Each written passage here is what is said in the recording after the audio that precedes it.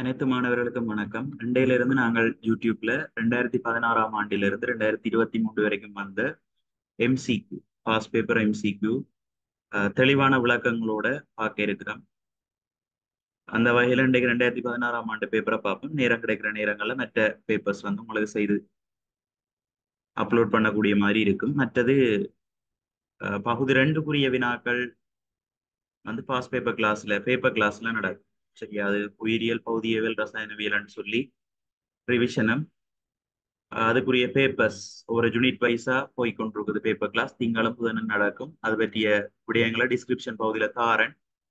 ஆர்வமானாக்கள் அதுல ஜாயின் பண்ணி கொள்ளலாம் சூம் கிளாஸ் மூலமா. இதுல நாங்கள் எல்லாரும் பார்க்கக்கூடிய வகையில பகுதி 1 உரிய வினாக்களை தெளிவான விளக்கங்களோட இப்ப கேள்விக்கு விட மாத்திரம் இல்லாம அந்த கேள்வியின் முழு விளக்கங்களையும் ஒருக்கா பார்த்து கொண்டு போகும். எல்லாரும் 2016ல இருந்து பேப்பர்ஸ் வச்சு கொள்ளுங்க. செய்து பார்த்துட்டு இந்த விளக்கங்களை பார்க்கறது பிரயோசனமா இருக்கு. இதுல முதலாவது கேள்வி, பின்வருவனற்றுள் இது ஒரு காவி கணியம் ஆகும். இப்ப பௌதிக கணியங்களை பொறுத்த வரைக்கும் 2 வகை இருக்கு. ஒன்று எண்ணி கணியம், அடுத்தது வந்து காவி கணியம். எண்ணி கணியம் என்றா பரமனை மட்டும் கொண்டது எண்ணி கணியம் என்று சொல்லுவோம். காவி கணியம் என்றா பரமனோட திசையும் இருக்கு. பரமனோட திசையும் இருந்தா அது வந்து காவி கணியம் என்று சொல்லுவோம். இப்ப எண்ணி கணியங்கள்ல முதலாவது வந்து தூரம். தூரம் வந்து ஒரு எண்ணி கணியம். ஏனென்றா தூரம் என்றா சென்ற பாதையின் மொத்த நீளம் தான் தூரம் என்று சொல்லுவோம்.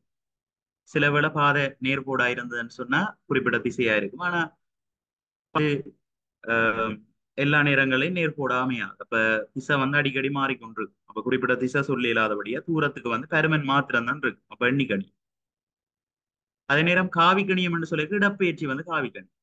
ஏன்னா இடப்பெயர்ச்சி என்று சொன்னா ஒரு பொருள் அல்லது நபற்ற ஆரம்ப அமைவுக்கும் அவற்ற இறுதி அமைவுக்கும் இடையில அமைஞ்சிருக்கிற குறிப்பிட்ட திசையில் அமைந்த நீளத்தை தான் நாங்க இடப்பெயர்ச்சி என்று சொல்றோம். அப்ப அதுக்கு திசை இருக்கிறபடியா இடப்பெயர்ச்சி வந்து ஒரு காவிக்கணியமா இருக்கு. மற்ற கதி வந்து பாத்தீங்கன்னு சொன்னா தூரம் சார்பா தான் கதி அளவிடப்படுது. அலகு நேரத்துல சென்ற தூரத்தை தான் கதி என்று சொல்றோம். கதியும் ஒரு எண்ணிக்கண் பரமன் மாத்திரம் தான் இருக்கு. அது மாதிரி இடப்பெயர்ச்சி சார்பா வேகம் அளவிடப்படுது. அலகு நேரத்துல சென்ற இடப்பெயர்ச்சியை வேகம் என்று சொல்லுவோம். அது வந்து ஒரு திசை கருதுறபடியால் அது வந்து ஒரு காவிக்கணியமாக இருக்கு. மற்ற ஆர்முடுகள், அமர்முடுகள் எல்லாமே காவிக்கணியங்கள். திசையும் இருக்கு, பரமனும் இருக்கு, திசையும் இருக்கு. விசை, திசை இருக்கு. ஆகவே அதுவும் ஒரு காவிக்கணியமாக இருக்கு. மாதிரி அது நேரம் பாத்தீங்கன்னு சொன்னா அதுக்கு பரமன் மாத்திரம் தான் இருக்கு. எனவே எண்ணிக்கணி. அடுத்தது இந்த திணிவு பாத்தீங்கன்னு சொன்னா ஒரு திணிவண்டு சொல்றது வந்து நாங்கள் திணிவண்டு கதைக்கிறது வந்து ஒரு சடப்பொருள், ஒரு பதார்த்தம் கொண்டிருக்கிற சடப்பொருளினுடைய அளவைத்தான் நாங்க திணிவண்டு சொல்லுவோம். ஒரு பதார்த்தம் கொண்டிருக்கிற சடப்பொருள் அளவைத்தான் திணிவண்டு சொல்லுவோம். திணிவுக்கு வந்து பருமன் மாத்திரம் தான் இருக்கும். அப்ப திணிவன்றது வந்து ஒரு எண்ணிக்கணியமாக இருக்கு. அதே நேரம் நிறை என்று சொன்னால் ஈர்ப்பார்முடுகள், புவியின் ஈர்ப்பார்முடுகள் காரணமா அந்த பொருள்ல தொழிற்படக்கூடிய விஷயத்தான் நிறை என்று சொல்லுவாங்க. இந்த நிறை பாத்தீங்கன்னு சொன்னா இப்போ புவியை நோக்கித்தான் தொழிற்படும். எனவே அதுக்கு ஒரு திசை இருக்கிறபடியே நிறை வந்து ஒரு காவிக்கணியமாக இருக்கு. ஆனா திணிவு பரமன் மட்டும் கொண்டிருக்கும். அப்ப எண்ணிக்கணியத்துக்குள்ள அடக்கும். இதே மாதிரி இந்த வேலை, அமுக்கம், சக்தி இதுகள் எல்லாமே எண்ணிக்கணியம். பரமன் மாத்திரம் தான் இருக்கு. சரியா, வேலை, சக்தி, அமுக்கம் அதுகள் எல்லாமே எண்ணிக்கணியத்துக்குள்ள தான் வருது. வேலை, சக்தி, அமுக்கம் இதெல்லாம் எண்ணிக்கை. விசைங்கால வருது காவிக்கணியம். அது மாதிரி திணிவும் எண்ணிக்கணியம். பரமன் மாத்திரம் தான் இருக்கு. அப்ப இந்த கேள்விக்கு பொருத்தமான விடை நிறை. சரியா, நிறை ஒரு காவிக்கணியம். நேரம், கதி, தூரம் எல்லாமே எண்ணிக்கணியங்களா இருக்கு. பரமன் மாத்திரம் தான் இருக்கு. 2வது கேள்வி, இருசொற்பெயரீட்டின் நியமங்களுக்கு ஏற்ப காட்டுக்கோழியின் விஞ்ஞான பெயரை சரியாக காட்டும் விடையை தெரிந்தது. இப்ப விஞ்ஞான பெயர் அல்லது இருசொற்பெயரீடு எழுதைக்குள்ள அதுக்கண்டு சில நியதிகள் இருக்கு. அந்த நியதிகள் உங்களுக்கு ஞாபகத்துல இருக்கு.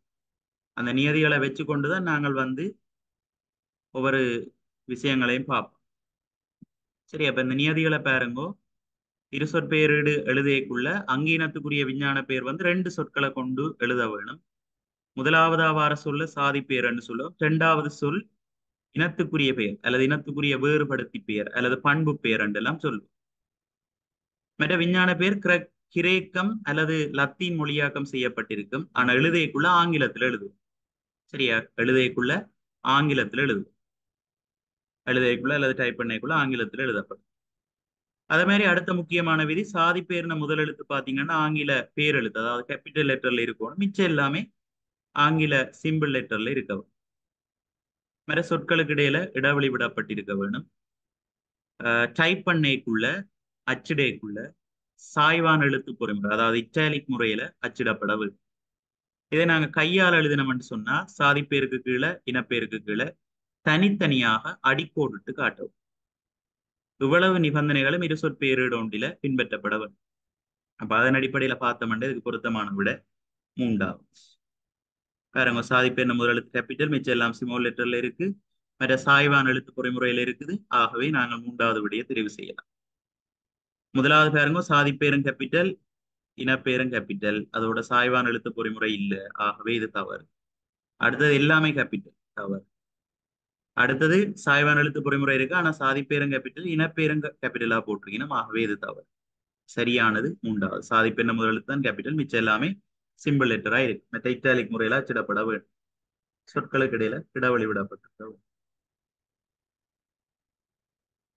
மூன்றாவது கேள்வி, தாவர எண்ணெய்களில் இருந்து மாஜரீனை உற்பத்தி செய்கையில் பயன்படுத்தப்படுகின்ற வாயு. சரி, அதுக்கு பொருத்தமான விட ஐதரசன் வாயு பயன்படுத்தப்படும். அடுத்த, காற்றின் மூலம் பரம்பல் அடைவதற்கு இசைவாக்கம் அடைந்துள்ள வித்து பின்வருவனவற்றுள்ளது. இப்ப வித்துகள் பழங்களினுடைய பரம்பல் வந்து 4 விதங்கள்ல நடக்கும். ஒன்று விலங்குகளால, அடுத்த காற்றால, நீரால, சிலதுகள் வெடித்தும் பெறவும். அப்ப இப்படி பரம்பல் அடைகிறதுக்கான ஒவ்வொரு இசைவாக்கங்கள், விலங்கால பரம்பல் அடைகிறது, காற்று நீர் வெடித்து பெறம்புறது, இப்படிப்பட்ட வித்துகள் கொண்டிருக்கிற இசைவாக்கங்கள் எங்களுக்கு தெரிஞ்சதுன்னு சொன்னால் அதை வச்சு கொண்டு இப்படிப்பட்ட கேள்விகள் வந்தா செய்யலாம். சரி, அந்த இசைவாக்கங்கள் ஒரு காப்பா பாருங்க. முதலாவது, விலங்குகளால பரம்பல் அடைகின்ற வித்துகள் அல்லது பழங்கள் என்று சொன்னா அது விலங்குகளால உணவாக எடுக்கக்கூடிய சதைப்பற்றான பகுதிகளை கொண்டிருக்க வேண்டும். உதாரணமா மாம்பழம், பப்பாசி பழம், சதைப்பற்றான பகுதிகள் இருக்கும், விலங்கால பெறும். மற்ற விலங்குகளை கவரக்கூடிய கவர்ச்சியான நிறங்கள் காணப்படும், மரமுந்திரிகை, வாழை. அது மாதிரி விலங்குகளோட உடல்ல ஒட்டக்கூடியதாக, ஒட்டும் தன்மையுடையதாகவோ அல்லது கொழுக்கி முட்கள் மாதிரியான அமைப்புகளை கொண்டதாகவோ இருக்க வேண்டும். உதாரணமா துத்திரி, ஆடையொட்டி, நாயுருவி, புலிநகம், இது விலங்குகளோட உடலோடு ஒட்டி கொண்டு வேறு இடங்களுக்கு பெறவும். அடுத்த, போலி தோற்றத்தை கொண்டிருத்தல். போலி தோற்றம் என்றால் விலங்குகளை ஏமாற்றக்கூடிய ஒரு புறத்தோற்றத்தை கொண்டிருக்கிறது. உதாரணமா ஆமணக்கு, குன்றுமணி, பாகல், இதுகளெல்லாம் விலங்குகளை ஏமாற்றக்கூடிய வடிவங்களை கொண்டு. இந்த இசைவாக்கங்கள் இருந்தா விலங்குகளால பெறம்பெறும். அது மாதிரி காற்று பார்த்தோம்னா பறப்பதற்கேற்ற மயிர், பஞ்சு, நேர் மாதிரியான அமைப்புகள் காணப்படுறது. உதாரணமா பருத்தி, குறிஞ்சா, எருக்கலை அதுகள்ல காணப்படும். மற்ற சிறகுகள் மாதிரி பறக்கிறதுக்கு வசதியா சிறகுகள் மாதிரியான கட்டமைப்பு இருக்கிறது. உதாரணமா எண்ணெய், முருங்கை, வேங்கை அதுகளை சொல்லலாம். மற்ற பழங்களும் வித்துகளும் தாவரத்தின் உச்சி பகுதியில காணப்படுறது. அப்ப பறக்க லேசாக இருக்கும். மகோகனி எண்ணெயை குறிப்பிடும். மற்ற வித்துகள் பேரமெட்டு காணப்படுறது, ஒக்கிட். பெருமளவான எண்ணிக்கையான பழங்கள் வித்துகள் உருவாகிறது. புல், மகோகனி, எண்ணெய், இலவம் பஞ்சதுகளை சொல்லலாம். அது மாதிரி மூன்றாவது, நீரால பரம்பல் அடைகின்ற வித்துக்கள். அதன் இசைவாக்கம் என்று பாத்தீங்கன்னா மிதப்பதற்கு, நீரால பெறவர் என்று சொல்லிக்க மிதப்பதற்கு உதவியாக மென்மையான நேர்த்தன்மையான சுற்றுக்கணியத்தை கொண்டிருக்கவர். உதாரணமா தேங்காய், கத்தாப்பு, கடல் மாங்காய், சமுத்திரங்காய், தாமரை. அது மாதிரி மிதப்பதற்கு ஏற்ற முறையில காற்று உள்ளடக்கிய சுற்றுக்கணி தாமரைகள்ல காணப்படும். வழி நிரம்பிய தடித்த வித்துறை கொண்ட வித்து, நீரல் அதுகள்ல காணப்படும். மற்றது நாலாவது முறை, வெடித்தல் மூலம் பரம்பல் அடையும். சில தாவரங்கள்ல பழத்தின் சுற்றுக்கணியம் வடிக்கிறதால வித்துகளும் பழங்களும் பரம்பல் அடையக்கூடியதாக இருக்கும். சரியா, வடித்தலுக்கு தொடுகை, ஈரம், மற்ற உலர்ந்த சூழல் நிலைமை அதுகள் அவசியம். உதாரணமா வெண்டி, ரப்பர், காசித்தும்பை, போஞ்சி இதுகள் வந்து வடித்தற் பொறிமுறையால பரம்பல் அடையும். அந்த வகையில பார்த்தோம்னு சொன்னா காற்றின் மூலம் பரம்பல் அடைகிறதுக்கு பொருத்தமான விட இருக்கு. மயிர், பஞ்சு, நேர் மாதிரியான இதுகளை கொண்டது காற்றால பரம்பல் அடையும். பாகல் வந்து விலங்கு, விலங்குகளை மாற்றக்கூடிய போலி தோற்றத்தை கொண்டிருக்கு. ஆடையொட்டியும் விலங்கு, ஆடையொட்டி, நாயுருவி, புலிநகம், விலங்குகளில் ஒட்டி கொண்டு பரம்பரட்டை. ரப்பர் வெடித்து பெறும், ரப்பர், வண்டி அதுகள் வந்து வெடித்தற் பொறிமுறை.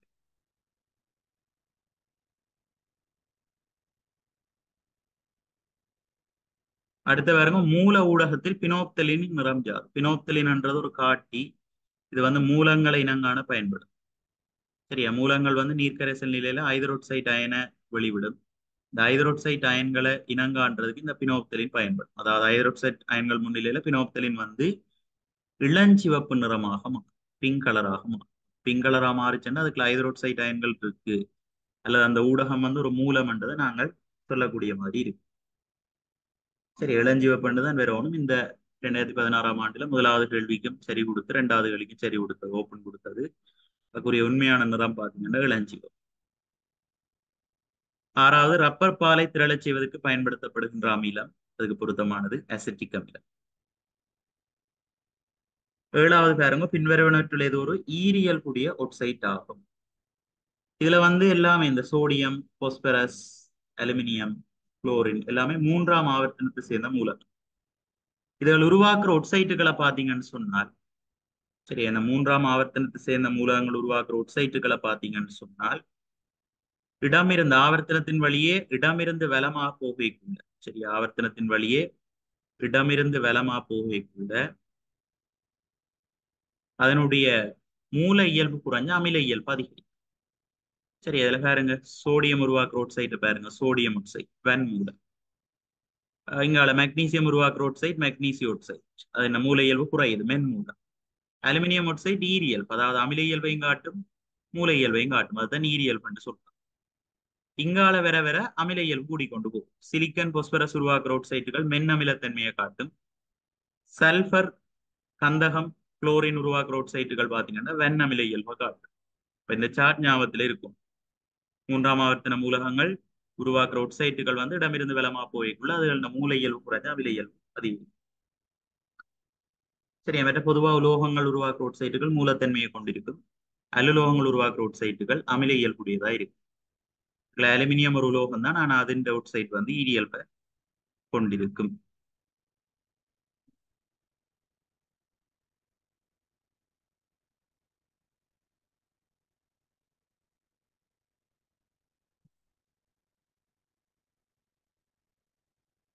பொருத்தமான விட அலுமினியம் ஆக்சைடு.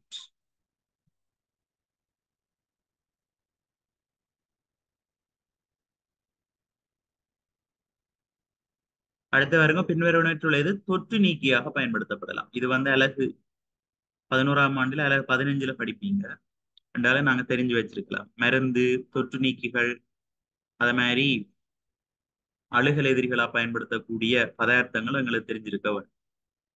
சரி, அந்த வகையில மருந்துகள் என்று சொல்லிக்க மெக்னீசியம் கார்பனேட், அலுமினியம் ஹைட்ரோக்சைடு களிம்பு, மெக்னீசியம் ஹைட்ரோக்சைடு கரைசல், மெக்னீசியா பால்னு சொல்லும், இறப்பை அழற்சிக்கு பயன்படுத்துறது, இதெல்லாம் மருந்துகள், வீட்டில பயன்படுத்தக்கூடியது. அடுத்த அழுகல் எதிரிகள் என்று சொல்லிக்க அயடின், மருத்துவ மதுசேரம், ஸ்பிரிட்னு சொல்லுவோம், போரிக் அசிட், இதுகள் வந்து அழுகல் எதிரிகளா பயன்படும். தொற்று நீக்கி என்று சொல்லிக்க பீனோல், மதுசேரம், குளோரின், இதுகள் எல்லாம் தொற்று நீக்கிகளா பயன்படுத்தப்படும்.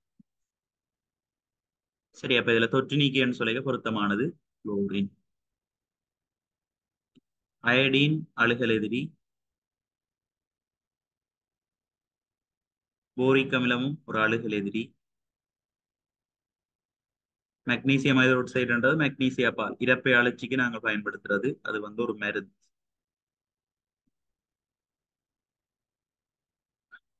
அடுத்த பாருங்கோ, தொடுகை முறையில் சல்பூரிக் அமிலத்தை உற்பத்தி செய்யும் போது பயன்படுத்தப்படும் ஊக்கி. இந்த ஊக்கிகள்ல வந்து ஒவ்வொரு கைத்தொழில்களின் போதும் பயன்படுத்தப்படுகின்ற ஊக்கிகள் எங்களுக்கு தெரிஞ்சிருக்க வேண்டும்.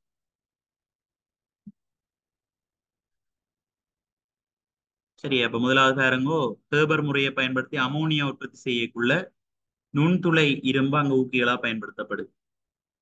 அது மாதிரி தொடுகை முறை மூலம் சல்பூரிக் அமிலம் உற்பத்தி செய்யக்குள்ள அங்க பயன்படுத்தப்படுற ஊக்கி பாத்தீங்கன்னு சொன்னா வெனேடியம் பென்டாக்சைடு. சரியா, V2O5, வெனேடியம் பென்டாக்சைடு. அமோனியாவை ஒட்சியேற்றுவதன் மூலம் நைட்ரிக் அமிலம் தயாரித்தல், நைட்ரிக் அமிலம் தயாரித்தல் பிளாட்டினம் பயன்படும், HNO3 தயாரிப்புக்கு பிளாட்டினம். அது மாதிரி நிரம்பாத கொழுப்புகளுக்கு ஐதரசனேற்றம் செய்து மாஜரின் தயாரிக்கக்குள்ள நிக்கலை பயன்படும். சரி, அப்ப இந்த ஊக்கிகளும் தொழிற்சாலை அந்த கைத்தொழில் உற்பத்திகளும் ஞாபகத்தில் இருக்கும். சல்பூரிக் அமிலம் உற்பத்தி செய்ய பயன்படுத்தப்படுறது வெனேடியம் ஆக்சைடு. கேபர் முறையில் அமோனியா உற்பத்தி செய்யக்குள்ள நுண்துளை இரும்பு ஊக்கியா பயன்படுத்தப்படும். நிரம்பாத கொழுப்பமிலங்களை, சாரி, மாஜரின் உற்பத்தியில நிக்கல் வந்து பயன்படுத்தப்படும். சரிதானே? இந்த நாளையும் ஞாபகத்துல வச்சு அமோனியாக நுண்துளை இரும்பு தொடை முறை மூலம் சல்பூரிக் அமில உற்பத்தி செய்யறதுக்கு வெனேடியம் பென்டாக்சைட், நைட்ரிக் அமில தயாரிப்புல பிளாட்டினம், நிரம்பாத கொழுப்புகளுக்கு ஐதரசனேற்றம் செய்வதன் மூலம் மாஜரின் தயாரிப்புல நிக்கல்.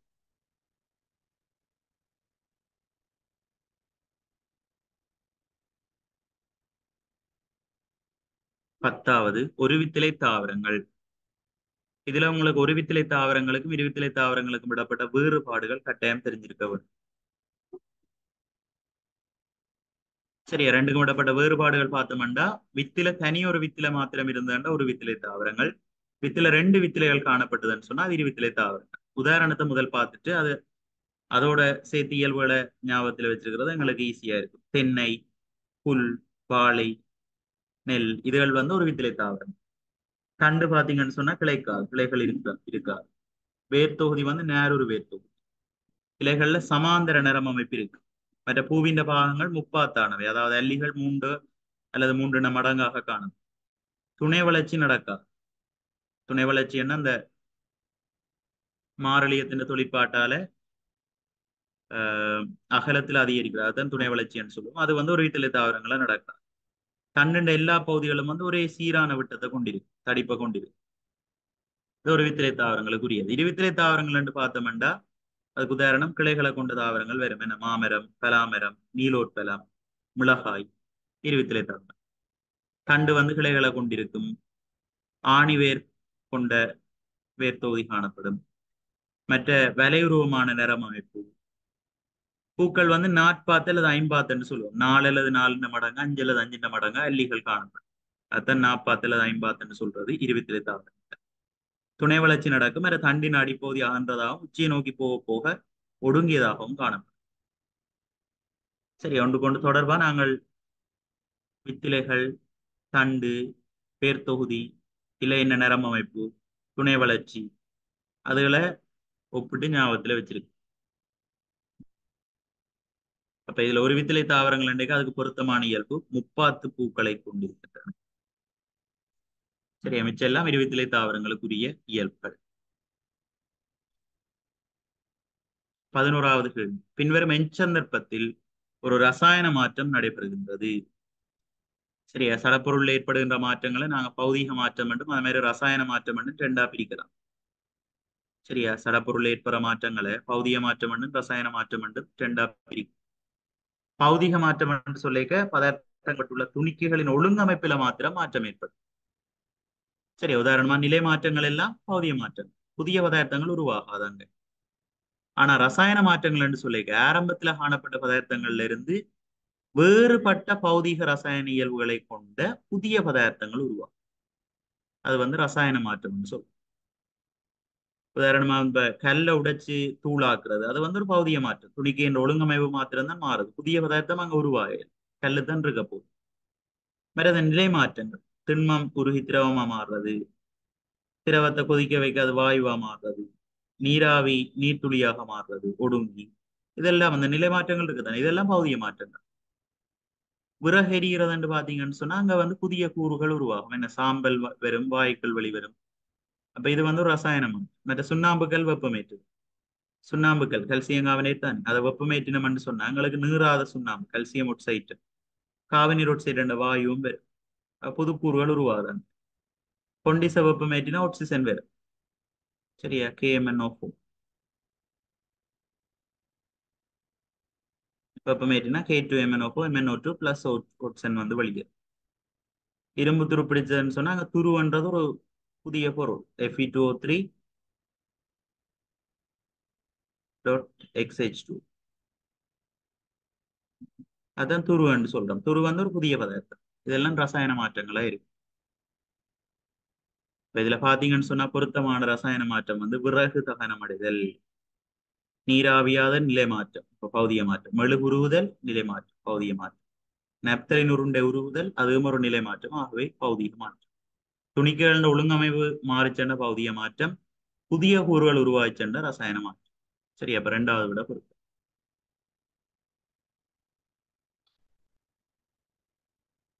அடுத்த வாரம் இங்கு காணப்படும் உணவு விலையில் உள்ள மூன்றாம் படிநிபுரி யாஸ். இதுவும் தரம் 11ல அல்லது 15ல படிப்பீங்க. மூன்றாம் படிநிபுரி என்று சொல்லிய பிள்ளைகள் ஒரு உணவு சங்கிலி அல்லது உணவு விலை ஒன்றில முதலாவதா வரக்கூடியது வந்து உற்பத்தியாக்கி, அதாவது தனக்கு தேவையான உணவை தானே என்ன செய்யும், தொகுத்துக்கொள்ளும். ஒளித்தோப்பை செய்யறதுகள் வந்து பொதுவா தாவரங்கள் வந்து இந்த உற்பத்தியாக்கிகள் அடங்கும். அதை வந்து நாங்கள் உற்பத்தியாக்கி என்று சொல்லுவோம், அல்லது முதலாம் போசனை மட்டம் என்று சொல்லுவோம். இந்த முதலாம் போசனை மட்டத்துல தங்கி இருக்கிற ஆள் தான் யாரு, முதலாம் படி நுகர். முதலாம் படி நுகரில தங்கி இருக்கிறவர் இரண்டாம் படி நுகர். இரண்டாம் படியில தங்கி இருக்கிறவர் மூன்றாம் படி நுகர். இது முதலாம் போசனை மட்டம் என்று சொல்லுவோம். முதலாம் படி நுகரிய இரண்டாம் போசனை மட்டம் என்று சொல்லுவோம். அப்ப இதுல பாருங்க, இங்க எது உற்பத்தியாகி, தாவரம் தான் உற்பத்தியாகி.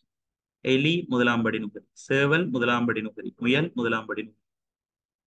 அவையில தங்கி இருக்கிறார்கள் இரண்டாம் படி நுகரி, பூனை இரண்டாம் படி நுகரி. இங்க பிறந்து இந்த உணவு சங்கிலி எடுத்தவன் சொன்னால் இரண்டாம் படி நுகரி. முயல் முதலாம் படி நுகரி, അതിന്റെ இந்த உணவு சங்கிலி எடுத்தவன் இது மலைப்பாம்பு இரண்டாம் படி நுகரி. மூன்றாம் படி நுகரி என்று இரண்டாம் படி நுகரியில தங்கி இருக்கிறது மூன்றாம் படி நுகரி. சரி, நாங்கள் இந்த உணவு சங்கிலி எடுத்தமாக இருந்தா இதுல பிறந்துதான் மூன்றாம் படி நுகரி.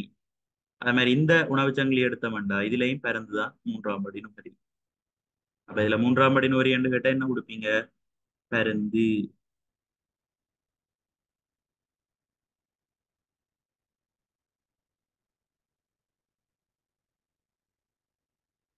சரியா, பாருங்க, தாவரம் உற்பத்தியாக்கி உணவு தொகுக்க போகுது. அதுல தங்கி இருக்கிறாக்களை முதன்மை நுகரி அல்லது முதலாம் படி நுகரின்னு சொல்லுவோம். முதலாம் படி நுகரியில தங்கி இருக்கிறது நிலைப்பா இரண்டாம் படி நுகரி அல்லது துணை நுகரின்னு சொல்லுவான். துணை நுகரியை தங்கி இருக்கிறார்கள் குடை நுகரி. தங்கி இருக்கிறார்கள்னு அதை சாப்பிட்டு தனக்கு தனக்கு தேவையான சக்தியையும் போஷணை பதார்த்தங்களையும் பெற்றுக்கும்.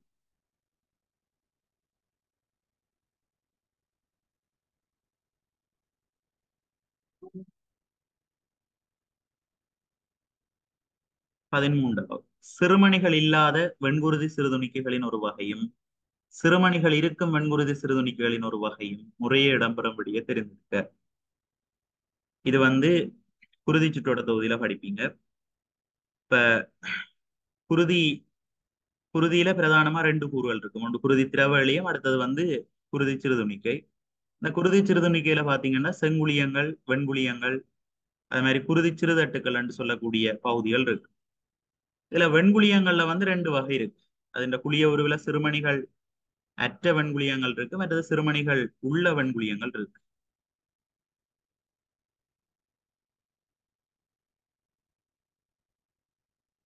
சரி, அப்ப சிறுமணிகள் கொண்ட வெண்குருதி கலங்கள்ல பாத்தீங்கன்னு சொன்னால் மூன்று வகை இருக்கு. நடுநிலை நாடு, அதனுடைய கரு பாருங்க, பல்சோனை கரு. இது ஞாபகத்துல வச்சிருக்கோம், பல்சோனை கருவை கொண்டு. அடுத்த யோசி நாடி என்று சொல்லுவோம். யோசி நாடியை இன்னொரு பேர் அமில நாடி என்று சொல்றது. அது பாத்தீங்கன்னு சொன்னா அப்படி இரட்டைச்சோனை கொண்ட கரு இருக்குமா. அடுத்தது மூல நாடி. மூல நாடி பாத்தீங்கன்னு சொன்னா அது ஒரு ஒழுங்கற்ற வடிவமான கருவை கொண்டிருக்கும். இவ்வளவு சிறுமணிகளை கொண்ட வன்குருதி கலங்கள். உள்ளுக்குள்ள பாருங்க, இந்த சிறுமணிகள் மாதிரியான அமைப்புகள் இருக்கு. சரியா, சிறுமணிகள் இருக்கு. சிறுமணிகள் அற்றதுக்குள்ள ரெண்டு வகை இருக்கு. ஒன்று நிணநீர் குழியம், அது கொஞ்சம் பெரிய கரு காணப்படும். மற்றது ஒற்றை குழியம். ஒற்றை குழியத்தின கரு ஈஸியா ஞாபகத்துல வச்சிருக்கலாம், சிறு நீரக வடிவான கரு. சிறுநீரக வடிவமான கரு.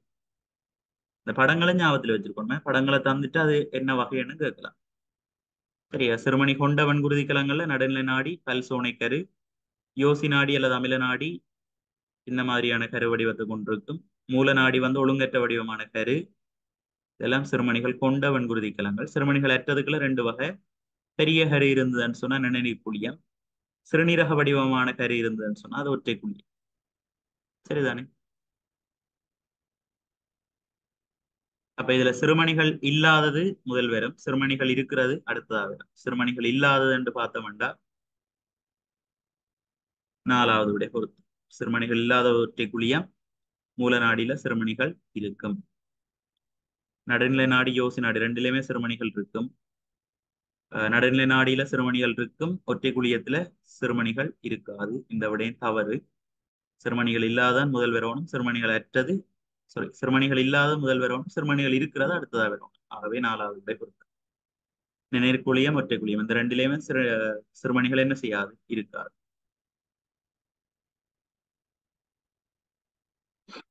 14வது கேள்வி, இது 10ஆம் ஆண்டுலயே நீங்க படிச்சிருப்பீங்க. ஒரு நீர் மூலக்கூறில் ஒட்சன் அணுவை சுற்றி இருக்கும் தனித்த இலத்திரன் சோடிகளின் எண்ணிக்கை. சரி, ஒரு நீர் மூலக்கூறை பாத்தீங்கன்னா கோண வடிவத்துல இருக்கும். ஒட்சன் நடுவுக்குள்ள இருக்கும். இங்க 2 ஹைட்ரஜன் இருக்கும். ஒட்சனுக்கும் ஹைட்ரஜனுக்கும் இடையில ஒரு சோடி இலத்திரங்கள் பங்கிடப்படும். ஒட்சன் ஈட்டோட்ல பாத்தீங்கன்னு சொன்னா 6 இலத்திரங்கள் இருக்கு. ஒட்சன் 6ஆம் கூட்டம் தானே, அப்ப 6 இலத்திரங்கள் இருக்கு. உறுதியடைய 2 தேவை. அப்ப இந்த ஹைட்ரஜன் வந்து தன்னிட்ட இருக்கக்கூடிய ஒரு இலத்திரனை ஒட்சனோட பங்கிடும். 2 ஹைட்ரஜன்களும் 2 இலத்திரங்களை என்ன செய்யும், பங்கிடும். அது மாதிரி ஹைட்ரஜனுக்கும் ஒரு இலத்திரன் தேவை உறுதியடைய. அப்ப ஒட்சன் வந்து தான் வச்சிருக்கிற 6ல 2 இலத்திரன்களையும் ஒரு ஹைட்ரஜனோட ஒரு இலத்திரன் வீதம் பங்கிடும்.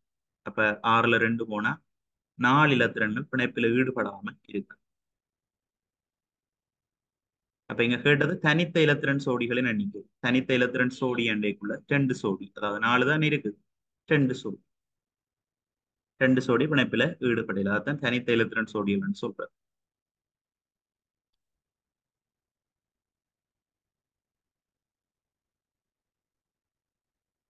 அடுத்த வேறங்க, ஒரு குறித்த நாளில் நுவரேலியா நகரத்தின் பகல் வெப்பநிலை 16 பாகை செல்சியஸ் ஆகவும் இரவு வெப்பநிலை 4 பாகை செல்சியஸ் ஆகவும் இருந்தது. அன்று நுவரேலியா நகரத்தின் பகல் வெப்பநிலைக்கும் இரவு வெப்பநிலைக்கும் இடையே உள்ள வித்தியாசம் கெல்வினில் யார்? இணையமான ஆக்கள் செய்யறது 16ல 4 கழிச்சு போட்டு அப்புறம் 273 கூட்டுவீங்க. ஏனண்டா இணையமான ஆக்கள் செய்யறதை சொல்றோம். சரியா? ஏனண்டா கெல்வினா மாத்தணும்டா செல்சியஸை நாங்கள் கெல்வினால கூட்டினாத்தான், சாரி செல்சியஸை 273 கூட்டினோம்னு சொன்னால் எங்களுக்கு கெல்வின்ல விட வரும். சரியான வித்தியாசம் என்று கேட்கக்குள்ள கெல்வின்ல இருந்த என்ன, செல்சியஸ்ல இருந்த என்ன வித்தியாசம் என்ன, ஒன்று கொண்டு சமன் தானே. 16ல 4 போனா எவ்வளவு, 12. வித்தியாசம் எவ்வளவு வேண்டாம், 12 கெல்வி. சரிதானே, 12 கெல்வி.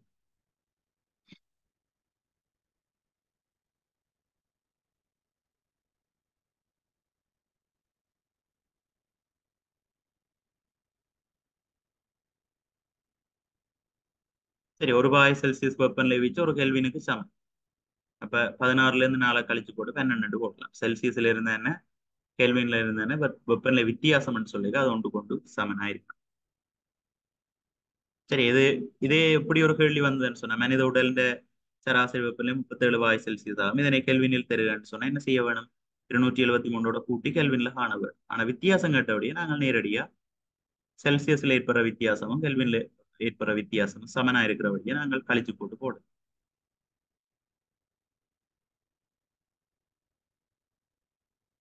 அடுத்தது 16வது, ஒரு ஐசோப்ரின் மூலக்கூறில் உள்ள இரட்டை பிணைப்புகளின் எண்ணிக்கை. ஐசோப்ரின் என்றது பிள்ளைகள் இயற்கை ரப்பரினுடைய ஒரு பகுதியம். இப்ப நீங்கள் 10ஆம் ஆண்டுல 1வது பாடத்துல படிச்சிருப்பீங்க, பல்போதியங்கள் தொடர்பா படிச்சிருப்பீங்க. சரியா? பல்போதியங்கள் என்று சொல்லிக்க இப்ப உயிரியல் மூலக்கூறுகள்ல கார்போஹைட்ரேட், புரதம், நியூக்ளிக் அமிலம், இந்த மூன்றும் பல்போதியங்கள். ஏன் அப்படி சொல்றோம் பல்போதியம் என்றா, ஒரு அடிப்படை கட்டமைப்பு திருப்ப திருப்ப சேர்ந்து உருவார பெரிய மூலக்கூறுகளை நாங்கள் பல்போதியம் என்று சொல்றோம். கார்போஹைட்ரேட் என்ற ஒரு சர்க்கரைட் அதன் அடிப்படை கட்டமைப்பு, புரதம் என்ற அமினோ அமிலம் அதனுடைய அடிப்படை கட்டமைப்பு, அது மாதிரி நியூக்ளிக் அமிலம் என்று சொன்னா நியூக்ளியோரைட்டுகள் அதனுடைய அடிப்படை கட்டமைப்பு. அப்ப இதுகள் திருப்ப திருப்ப சேர்ந்துதான் அந்த பெரிய மூலக்கூறுகள் அல்லது பல்போதியங்கள் உருவாகும். அந்த வகையில இயற்கை ரப்பரும் ஒரு பல்போதியம் தான். இயற்கை ரப்பரினுடைய ஒரு பகுதியத்தை தான் நாங்கள் ஐசோப்ரின் என்று சொல்றோம். சரியா? இயற்கை ரப்பரினுடைய ஒரு பகுதியத்தை தான் நாங்கள் ஐசோப்ரின் என்று சொல்றோம். அதன் கட்டமைப்பு ஞாபகத்தில் இருக்கணும். இது வந்து நீங்கள் பல்போதியம் என்ற பாடத்துல 14ல படிப்பீங்க. சரி, அதன் கட்டமைப்பு பாத்தீங்கன்னு சொன்னா 4 காபன்களை கொண்டிருக்கு. இதான் ஐசோப்ரின் மூலக்கூறுண்ட ஒரு கட்டமைப்பு. ஈஸியா ஞாபகத்துல வச்சிருக்க. சரியா? 4 காபன் கூறுவீங்க. கடைசி ரெண்டுக்கும் டபுள் பாண்ட். இதுல ஹைட்ரசன், இங்கே ஹைட்ரசன் வரும். இதுல CH3 வரும். இங்க ஒரு பாண்ட், இங்க ஹைட்ரசன். சரி, இதான் ஐசோப்ரின் மூலக்கூறுண்ட கட்டமைப்பு. இப்ப இதுல உள்ள இரட்டை பிணைப்புகள் எண்ணிக்கை தான் கேட்டஸ். சரி, அப்ப இரட்டை பிணைப்புகள் பாத்தீங்கன்னா இந்த இங்க ஒன்று இருக்கு, இங்க ஒன்று இருக்கு. அப்ப ரெண்டு எத்தனை இருக்கு, 2 இரட்டை பிணைப்புகள் இருக்கு.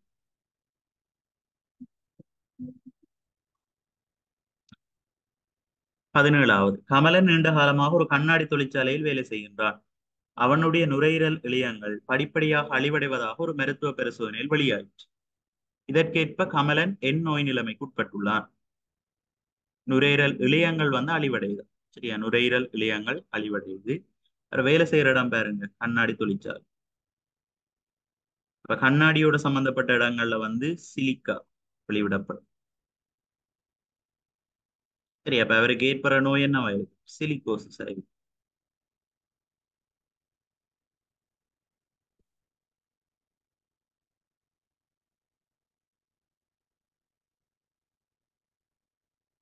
சரியா பாருங்க, சிலிகோசிஸ் அண்டிக கிரானைட், நிலக்கரி, சுரங்க மணல், கண்ணாடி போன்ற கைத்தொழிற்சாலைகள்ல தொழில் புரிபவர்கள் வந்து சிலிக்கா சேர்வைகள் அடங்கிய தூசுக்களை தான் ஒவ்வொரு நாளும் சுவாசிக்கணும். அதுகள் சுவாசப்பை சிற்றறையில சேர்ந்து சுவாசப்பை இழையங்கள் அழிவடையும். அதுதான் சிலிகோசிஸ் என்ற நோய் நிலைமை சொல்.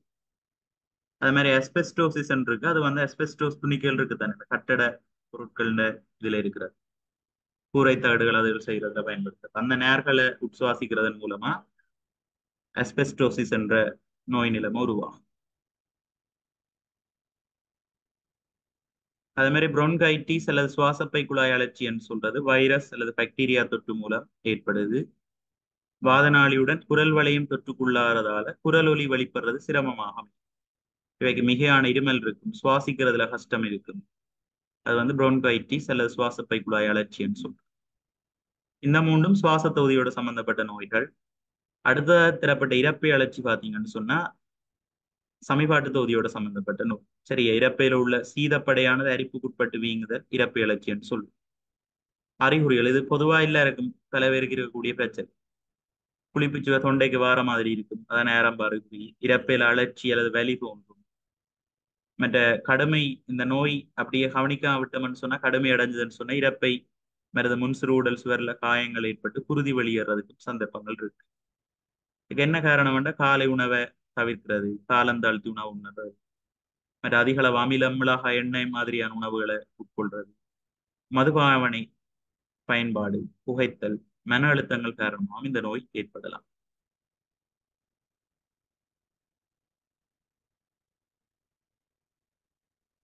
18வது இலிங்க மில் இனப்பெருக்கத்தில். இப்ப இனப்பெருக்கத்துல ரெண்டு வகை இருக்கு. புணரிகளை பயன்படுத்தி நடந்தா அது இலிங்க முறை என்று சொல்றோம். புணரிகள் பயன்படுத்தப்படாம நடந்தா அது இலிங்க மில் முறை இனப்பெருக்கம் சொல்றோம். இலிங்க மில் இனப்பெருக்கத்துல என்ன நன்மை என்று சொன்னால் குறுகிய காலத்துல அதிக எண்ணிக்கையில எச்சங்கள் உண்டாகும். இதுதான் சரி. ஒடுக்கற்பிரிவு வந்து புணரிகள் ஆக்கத்துல தான், புணரிகள் உருவாகிக்குள்ளதான் ஒடுக்கற்பிரிவு நடக்கும். சரியா, புணரிகள் அங்கு உருவாகும் இலிங்க முறை இனப்பெருக்கத்துல தான் உருவாகும். அப்போ ஒடுக்கற்பிரிவு அங்கு நடக்கும் இலிங்க முறை இனப்பெருக்கத்துல தான் ஒடுக்கற்பிரிவு நடக்கும். மற்ற புணரிகள் உருவாகிறது இலிங்க முறை இனப்பெருக்கத்தில். சூழலுக்கு நன்றாக இசைவாக்கம் அடைந்த இயல்புகள் உள்ள புதிய அங்கீனங்கள் உருவாகும். புதிய அங்கீனங்களும் இலிங்க முறை இனப்பெருக்கத்துல தான் உருவாகும். இலிங்க முறை இனப்பெருக்கத்துல மாறல்கள் தோன்றுவதால புதிய அங்கீனங்கள் உருவாகும். ஆனா இலிங்கமில் முறை இனப்பெருக்கத்துல தாயொத்த செய்தான் உருவாகும். பெற்றரொத்த மாட்டாவரங்கள் தான் உருவாகும். சரி, அப்ப இதுக்கு பொருத்தமான விடை முதலாவது, குறுகிய காலத்தில் அதிக எண்ணிக்கையில எச்சங்கள் வருதல்.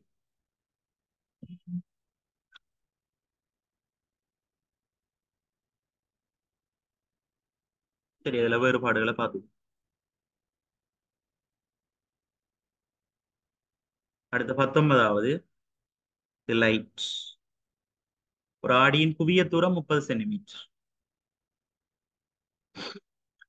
அந்த ஆடியின் தலைமை அச்சு மீது ஒரு பொருளை வைக்கும் போது ஆடியின் மூலம் உண்டாக்கப்படும் பிம்பம் மெய்பிம்பமாக இருக்கும். அதே வேளை அதன் பருமன் பொருளின் பருமனுக்கு சமம். ஆடியிலிருந்து பொருளுக்குள்ள தூரம் ஜார். மெய்பிம்பமா இருக்காம் தோன்ற பிம்பம் அதோட பொருண்ட பருமனுக்கு பிம்பத்தின பருமன் சமனா.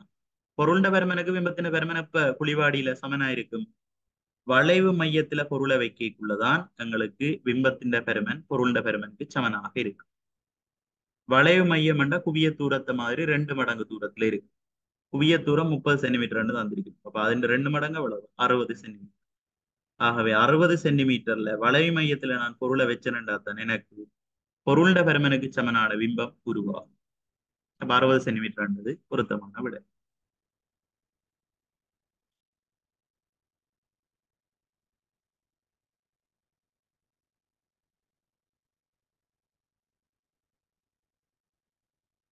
இதுகள் எல்லாத்தையும் ஞாபகத்துல வச்சிரும். சரி, இதை நான் சிம்பிளா செய்யலாம். இது ஒரு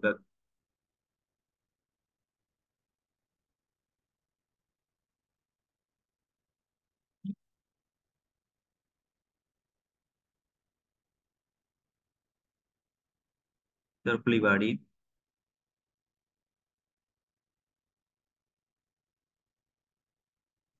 சரி,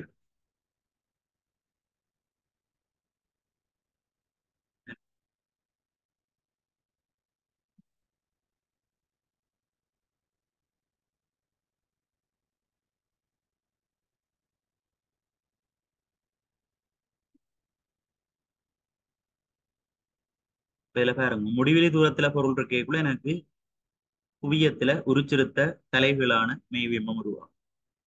சிக்கு வெளியில பொருள் இருக்கக்குள்ள எனக்கு எஃப்க்கும் சிக்கும் இடையில உருச்சிருத்த தலைகீழான மெய்பிம்பம் உருவாகும். சியில பொருள் இருக்கக்குள்ள எனக்கு பிம்பம் சியிலே உருவாகும். அதேவேளை பொருளின் பெருமனும் பிம்பத்தின் பெருமனும் ஒன்று கொண்டு சமனாயிருக்கும் தலைகீழான மெய்பிம்பம்.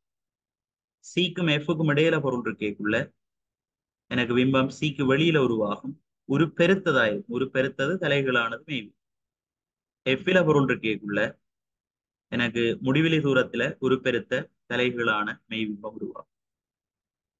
எஃப்க்கும் பிக்கும், அதாவது முனைவுக்கும் குவியத்துக்கும் இடையில பொருளை நான் வச்சேன்னு சொன்னால் எனக்கு உருவாக போறது மாய பிம்பம். உருப்பெருத்த நிமிர்ந்த மாய பிம்பம் ஆடிக்குள்ள என்ன செய்யும்? உருவாகும். ஞாபகத்துல வச்சிருக்கோம். ஆடியை நோக்கி பொருளை கொண்டு போனேன்டா பிம்பத்தின் அமைவை என்ன செய்யும்? ஆடியை விட்டு விலத்தி நகர். முதல்லாம் உரிச்சிருத்தது சீல வைக்க பொருள் அளவானது சிக்கு வழியில கொண்டு வரைக்குள் சிக்கும் எஃப்க்கும் இடையில பொருளை கொண்டு வரைக்குள்ள பிம்பம் சிக்கு வழியில உருப்பெருத்த பிம்பம் உருவாகும். குவியத்துக்கும் முனைவுக்கும் இடையில வைக்கப்படுற சந்தர்ப்பத்தில் குவியத்துக்கும் முனைவுக்கும் இடையில வைக்கப்படுற சந்தர்ப்பத்துல தான் எங்களுக்கு உருப்பெருத்த நிமிர்ந்த மாய பிம்பம் உருவாகும். புலிவாடியில ரெண்டு வகையான பிம்பங்களையும் பெறலாம். மெய் பிம்பத்தையும் பெறலாம், மாய பிம்பத்தையும் பெறலாம். ஞாபகத்துல வச்சிரும்.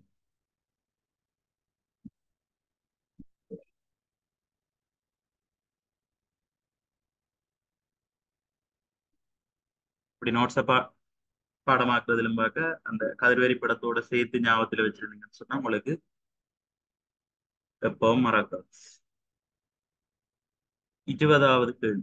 இங்கு ஒரு தசை இழையத்தின் உரு தரப்பட்டுள்ளது. இத்தசை இழையத்தின் பெயரையும் அதன் தொழிற்பாட்டையும் சரியாக காட்டும்படியே தெரிந்தது. தசை இழையத்தை பார்த்தே நாங்க சில விஷயங்கள் சொல்லலாம். தசை இழையத்துல வேற வரிகள் காணப்படுது, கிளைகள் காணப்படுது. கிளைகள் காணப்படுதுன்னு சொன்னாலே அது இதய தசை இழையம். இதய தசை ரெண்டையும் நாங்க காணலாம். மற்றது இச்சை வழி இச்சை இன்றி ரெண்டு தான் தந்திருக்கு. இச்சை வழிங்கிறது ஒன்றே ஒன்றுதான். இது வன்கூட்டு தசை எங்கட இச்சை வழி. இதய தசை சரி, மலமளப்பான தசை சரி, இச்சை இன்றி ஆகவே பொருத்தமான விட 4வது. இதய தசைகள் இச்சை இன்றி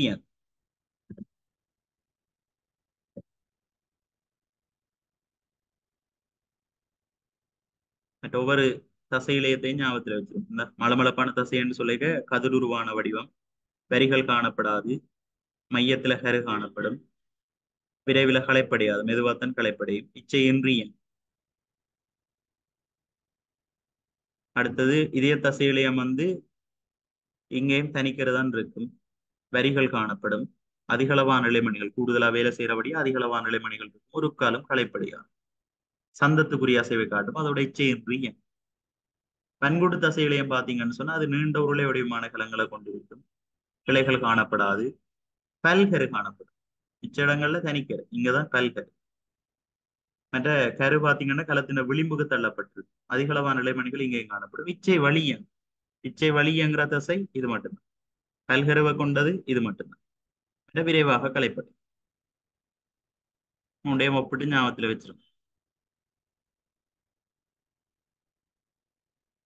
21. ஒரு குளத்தின் நீர்மட்டத்திலிருந்து 2 மீட்டர் நிலைக்குத்தாக கீழே ஒரு புள்ளி மீது 2 மீட்டர் அன்னைக்கு உயரம் ஒரு புள்ளி மீது நீரினால் உஞ்சற்றப்படும் அமுக்கம் ஜாஸ். நீரின் அடர்த்தி தந்திருக்கு 1000 kg/m-3. புவியீர்ப்பினால் ஆயப்படுதல் தந்திருக்கு 10 m/s. திரவ அமுக்கத்துக்கு நாங்கள் என்ன சமன்பாடு பயன்படுத்துறாங்க? P சமன் h ρg. ஹெச்சுக்கு பதிலாக 2 மீட்டர், ரோ அண்ட அடர்த்தி அதுக்கு பதிலாக 1000, புவியீர்ப்பு பெயர்முதலுக்கு பதிலாக 10 சுருக்கினம் என்றால் எவ்வளவு வரும்? 2 4 சைவரம், அதாவது 20,000 Nm-2. சரிதான், 20,000 நியூட்டன் மீட்டர்.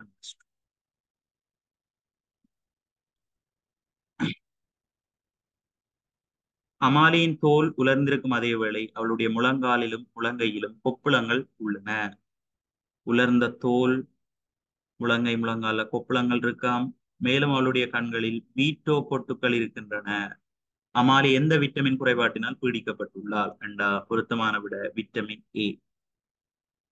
சரி, உலர்ந்த தோல், பீட்டோ பொட்டுக்கள் இருக்கிறது, முழங்கை முழங்கால கொப்புளங்கள் காணப்படுறதெல்லாம் விட்டமின் ஏ குறைபாட்டால வார பிரச்சனையாக இருக்கு. மற்ற மற்ற விட்டமின்களோட பயன்பாடுகள் எல்லாத்தையும் பாடமாக்கி வச்சிருக்கும். சரியா? பழம் விட்டமின் ஏ இந்த குறைபாடு. அதே மாதிரி விட்டமின் பி என்று பார்த்தோம்னா பெரி பெரி நோய், குருதிச்சோகை, உலர்ந்த தோல், அங்கே உலர்ந்த தோல் வரும், நிறமாற்றம், புறப்பொருள் எதிரிகளின் உற்பத்தி குறைவடைதல்கள் வரும். விட்டமின் டி என்றைக்கு சிறுவர்கள் என்புருக்கி நோய், வளர்ந்தாக்கள் ஒஸ்டியோபோரோசிஸ், ஒஸ்டியோமெலேசியா. விட்டமின் கே வந்து குருதி உறைதல் தாமதப்படுது. விட்டமின் ஈயால முதிர்ச்சிக்கு முன் குழந்தை பிறக்கிறது, செங்குருதி கலங்கள் அழிவடைகின்ற வீதம் அதிகரிக்கிறது, கலப்பிரிவு தாமதமாகிறது, மலட்டுத்தன்மை, இனப்பெருக்கம் செய்யும் ஆற்றல் குறைவடைதல். இது விட்டமின் இ குறைபாடுகளை குறிக்கும். மற்ற முரசு கரைதல், ஸ்கேவி நோய், உள்ளக குருதிப்பெருக்கு நோய்கள் குணமடைகிறது, தாமதம் அடைகிறது. இது விட்டமின் சி குறைபாடா இருக்கு. ஒரு விட்டமின்களோட பயன்பாடுகள், குறைபாட்டு அறிகுறிகள் எல்லாம் பாடமா இருக்க வேண்டும். 23. ஒளித்தொகுப்பு தொடர்பாக பின்வரும் கூற்று பொய்யானது. ஒளித்தொகுப்புன்னா என்ன? கார்பனீர் ஆக்சைடு, நீர் ஆகிய மூலப்பொருட்களை பயன்படுத்தி சூரிய ஒளி முன்னிலையில பச்சையமுள்ள கலங்களில் அல்லது பச்சை தாவரங்களில் உணவு தொகுக்கப்படும் செயல்முறை C6H12O6 குளுக்கோஸ், அதோட ஒட்சன். இதைத்தான் நாங்கள் ஒளித்தோப்பு என்று சொல்றோம். மற்ற ஒளித்தோப்பில் நடக்கிற சக்தி மாற்றம் என்று கேட்டால் ஒளிச்சக்தி என்ன சக்தியா மாற்றப்படும்? ரசாயன சக்தியாக மாற்றப்படும். ஓகே, இதுல பொய்யானதான் கேள்வி. ஒளித்தோப்பு செயற்கை முறையாக நடைபெறத்தக்கது என்றது பிள்ளை. ஒளித்தோப்பு செயற்கையாக நாங்க என்ன செய்யலாது? நடத்த இயலாது. ஒளித்தோப்பை செயற்கையாக நடத்த இயலாது. ஒளித்தோப்பில் சூரிய சக்தி ரசாயன சக்தியாக மாற்றப்படுகிறது. அதாவது சரி, சூரிய சக்தி என்றது ஒளிச்சக்தி, அது ரசாயன சக்தியாக மாற்றப்படுது. சரி, ஒளித்தோப்பில் ஒரு விளைபொருளாக ஒட்சன் வாயு உற்பத்தி செய்யப்படுகிறது. முதலான விளைபொருள் குளுக்கோஸ், அதோட பக்க விளைபொருளாக ஒட்சன் உற்பத்தி செய்யப்படுது. சரி, ஒளித்தோப்பில் உற்பத்தி செய்யப்படும் குளுக்கோஸ் இலைகளில் மாப்பொருளாக தற்காலிகமாக தேக்கி வைக்கப்படுகிறது. அதுவும் சரி, குளுக்கோஸ் வந்து தேக்கி வைக்கப்படுக மாப்பொருளாக மாற்றப்பட்டு தான் தேக்கி வைக்கப்படுது. சரி, அப்ப பொருத்தமான விடை மூன்றாவது, செயற்கையாக நாங்கள் ஒளித்தோப்பை செய்ய முடியாது.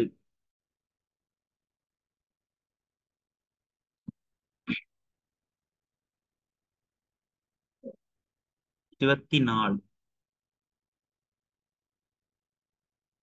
ஒரு ஈரிலிங்க பூவின் நடுக்குவெட்டு உரு இங்கு தரப்பட்டுள்ளது. பெண்ணகத்துக்கும் ஆணகத்துக்கும் உரிய இரு பகுதிகளை முறைய காட்டும். இதுல பெண்ணகத்தை முதல் பார்ப்போம். குறி ஈ என்று இருக்கிறது தம்பம், இந்த பகுதி சூலகம். டி என்று குறிச்சிருக்கிறது வந்து சூழ்வி. குறி, தம்பம், சூலகம், இது மூன்றும் பெண்ணகத்துக்குரிய பகுதிகள் அல்லது ஜோனிக்குரிய பகுதி. அது மாதிரி சி என்றது மகரந்த கூ, ஈ என்றது மகரந்த இழை. இந்த ரெண்டும் ஆணகத்துக்குரிய பகுதி அல்லது கேசரத்துக்குரிய பகுதி.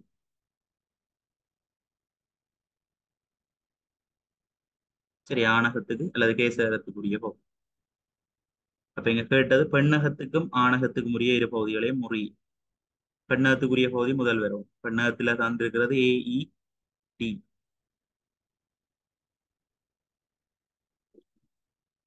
அது மாதிரி ஆணகத்துக்குரிய பகுதி பார்த்தோம்னு சொன்னால்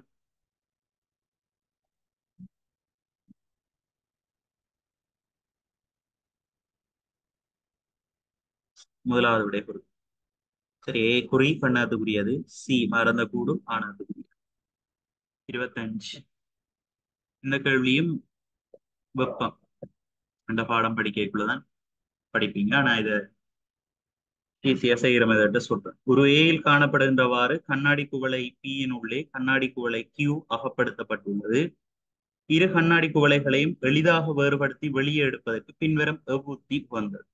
இது நீங்கள் அன்றாட வாழ்க்கையில பாடம் படிச்சுதான் தெரிய வேணும் என்றது இல்லை. அன்றாட வாழ்க்கையில அனுபவப்பட்ட ஒரு முறையாக இருக்கு. இப்ப கண்ணாடி குவளைகளை நாங்க கழுவி போட்டு வீட்டுகள்ல இந்த விசேடங்கள் அதில் வந்ததுன்னு சொன்னால் கண்ணாடி குவளைகளை கழுவி போட்டு ஒன்றுக்கு மேல ஒன்று கவிட்டு வச்சோம்னு சொன்னா சில சமயங்கள்ல இறுகி அப்ப அதை வெளியில நாங்க எடுக்கணும்னு சொன்னால் இந்த உள்ளுக்குள்ள இருக்கக்கூடிய கண்ணாடி குவளைக்குள்ள குளிர்நீரை விடுவோம். வெளியில இருக்க கண்ணாடி குவளை இருக்குத்தானே அதை வந்து சுடுநீர் உள்ள இளஞ்சூடான நீர் உள்ள ஒரு பாத்திரத்துக்குள்ள வைப்போம். அப்படி வச்சோம்னு சொன்னால் இளஞ்சூடான நீர் உள்ள பாத்திரத்தில் இருக்கக்கூடிய கண்ணாடி குவளை வந்து விரியும். வெப்பத்தை பெற்று என்ன செய்யும்? சடப்பொருட்கள் விரியும் தான். திண்மம், திரவம், வாயு எல்லாமே விரியும் வெப்பத்தை பெற்றா. அப்ப இந்த பி என்ற கண்ணாடி குவளை விரியும். அதே நேரம் கியூவுக்குள்ள நல்ல குளிர் தண்ணி விட்டுருக்குறோம். அப்ப குளிர் தண்ணி விட்டா அங்க என்ன நடக்கும்னு சொன்னா அங்க வெப்பம் இழந்து சுருங்கல் நடக்கும். அதாவது அந்த உள்ளுக்குள்ள இருக்கக்கூடிய கண்ணாடி குவளை வந்து சிறிதளவில் சுருங்கும். இப்ப ரெண்டுக்கும் இடையில இடைவெளி வாரபடியா அதை நாங்கள் ஈஸியா வேறு பிரிச்சு எடுக்கலாம். அப்ப கியூவுக்குள்ள குளிர் நீர் விட்டிருப்போம். டீயை கொண்டு வெந்நீருக்குள்ள அந்த குவளையை வெந்நீருக்குள்ள வச்சிருப்போம். இப்ப பொருத்தமான விட 2 சரியா? இந்த வெளியில இருக்கிற குவளை வெந்நீருக்குள்ள வைப்போம். உள்ளுக்குள்ள கியூ என்ற குவளைக்குள்ள குளிர் நீர் விட்டுருப்போம். அப்ப இவர் சுருங்குவார், இவர் வந்து விரிவார். அப்ப இடைவெளி கொண்டு வரும். ஆகவே வெளியில எடுக்கலாம்.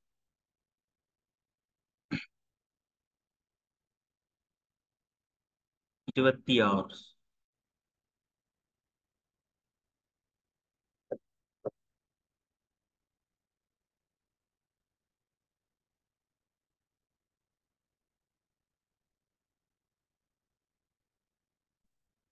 சரியா? வெப்பநிலை அதிகரிக்க பெருமன்ல அதிகரிப்பு ஏற்படும். வெப்ப விரிவன்னு சொல்றான். வெப்பநிலை குறையக்குள்ள அதன் அளவு குறைகிறத சுருங்கல்னு சொல்றோம். சரியா? அடுத்து ஒரு மாணவன் செய்துள்ள பின்வரும் கூற்றுக்களை கருது. முதலாவது, கொதிநீராவி முறை காட்சி வடித்தலை பயன்படுத்தி கருவாயிலைகளில் இருந்து கரவாணியை பிரித்தெடுக்கலாம். அது சரி.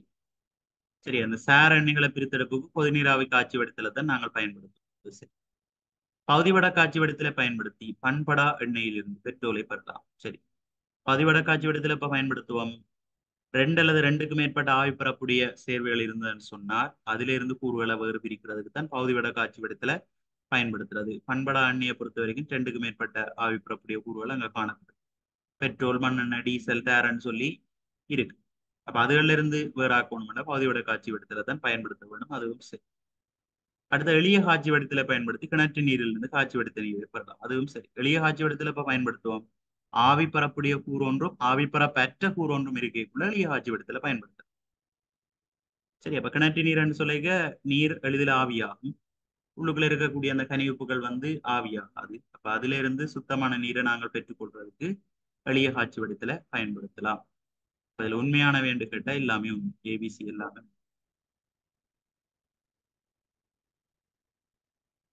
அடுத்த பாருங்க, பின்வரும் தாக்கங்களில் எது நடுநிலையாக்கல் தாக்கமா? அமிலங்கள், மூலங்கள், உப்புகள் படிக்க இதை பற்றி படிக்குங்க. நடுநிலையாக்கல் என்று சொன்னால் இப்ப அமிலங்கள், மூலங்கள் இடையில உருவாகிற தாக்கத்தை தான் நாங்கள் நடுநிலையாக்கல் தாக்கம் சொல்லுவோம். இதன் விளைவா நீரும் உப்பும் உருவாகும். சரி, அமிலங்கள் H+ என்ற அயனை விடுவிக்கும். மூலங்கள் ஹைட்ரோக்சைட் அயனை விடுவிக்கும். இது ரெண்டும் சேர்ந்து நீர் உருவாகிற செயற்பாடு தான் நாங்கள் நடுநிலையாக்கல் தாக்கம் சொல்லுவோம். சரி, அப்ப இதுல பொருத்தமானது 3வது விட. சோடியம் ஹைட்ரோக்சைடு என்றது ஒரு வெண் மூலம், OH- வெளிவிடும். HCl என்றது ஒரு வெண் அமிலம், H+ வந்து வெளிவிடும்.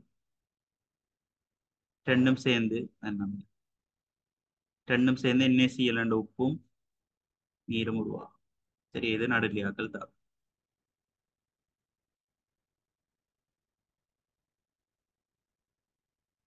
28. ஒரு மூலகம் எம்மின் கார்பனேட்டின் ரசாயன சூத்திரம் M2CO3 ஆகும். எம்மின் குளோரைட்டின் ரசாயன சூத்திரம் யார்?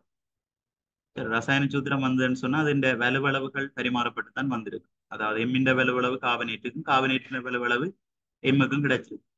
கார்பனேட்டின் வலுவளவு 2 அது எம்முக்கு கிடைச்சிருக்கு. எம்மின் வலுவளவு தான் அங்க போயிருக்கு, கார்பனேட்டுக்கு போயிருக்கு. கார்பனேட் அதனுடைய சூத்திரம் தெரியும், CO3 2-. அப்ப இங்கேயும் CO3 இருக்கிறபடியா எம்மின் வலுவளவு நாங்கள் என்ன எடுக்கலாம்? 1 எடுக்கலாம். என்னோட இதுல ஒரு மாற்றம் வேறு இல்லை தானே. இப்போ 1 எடுக்கலாம். எம்மின் வலுவளவு 1. குளோரைட் குளோரினோடு சேர்ந்து உருவாகும். குளோரின் வந்து ஒரு 7ஆம் மூலம் என்றபடியா அதிண்ட வலுவளவும் 1. என்னன்னு சொன்னா கடைசி வீட்டுல 7 இருக்கும்.